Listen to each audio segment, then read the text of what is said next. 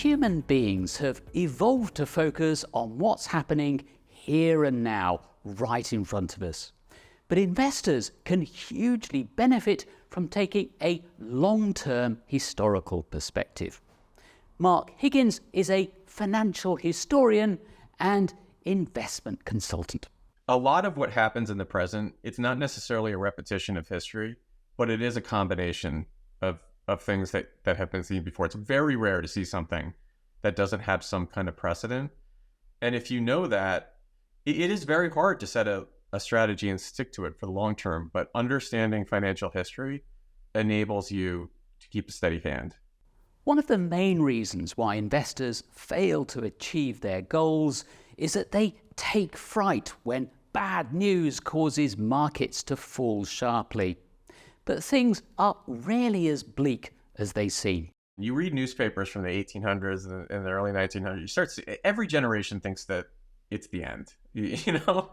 And to be perfectly honest with you, a lot had a better argument than we did. If you were making that argument in 1939, I could understand it more than I can today. That doesn't mean we don't have problems, we do.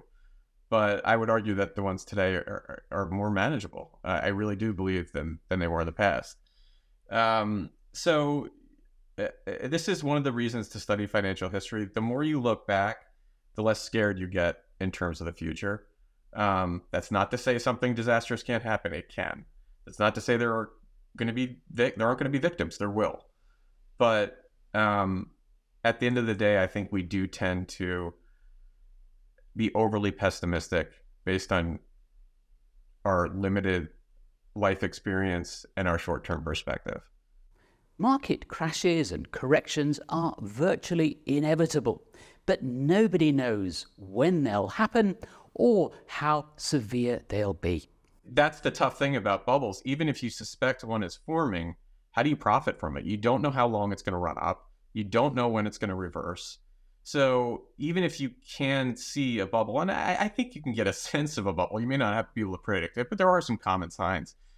It's impossible and foolish to try to profit from it. And this is, again, the best approach that I've seen is to create a stable asset allocation that is suitable for your objectives and stick with that and rebalance. I mean, there's certainly an opportunity when there are major manias and crashes to rebalance to that target.